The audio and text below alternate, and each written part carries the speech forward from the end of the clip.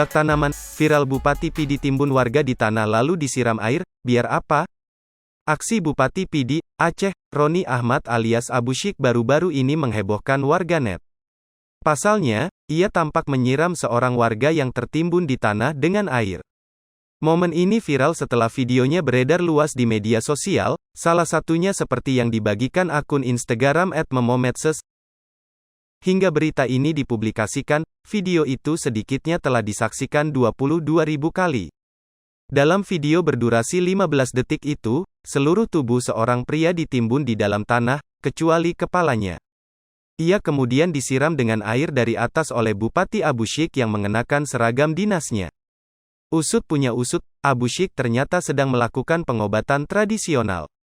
Ia diduga berusaha mengobati orang yang sakit dengan cara unik dikubur di tanah.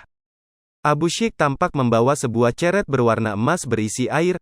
Air dalam ceret itu kemudian disiramkan ke tubuh sang pasien bak tanaman. Adapun posisi pasien itu diduga berbaring telungkup, dengan kepala menghadap ke depan, bukan atas. Seluruh tubuhnya yang terkubur tanah kemudian disiram dengan merata oleh sang bupati, mulai dari kaki sampai kepala. Saat proses terapi itu, Abu Syik sempat bertanya ke pria yang dikubur itu bagaimana rasanya. Tak disangka, sang pria yang terpendam di tanah itu mengatakan sudah sembuh. Hal ini terbukti dari reaksi warganet yang terkejut dan syok melihat video itu.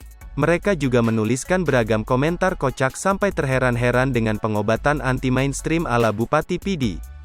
Bagi yang belum tahu harap baca dulu ya sebelum berkomentar.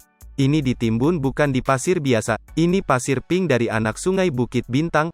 Kandungannya banyak mengandung fluorid, kalium, dan tinggi antioksidan sehingga ampuh menyembuhkan berbagai penyakit. Ya begitulah karangan saya, komentar warganet.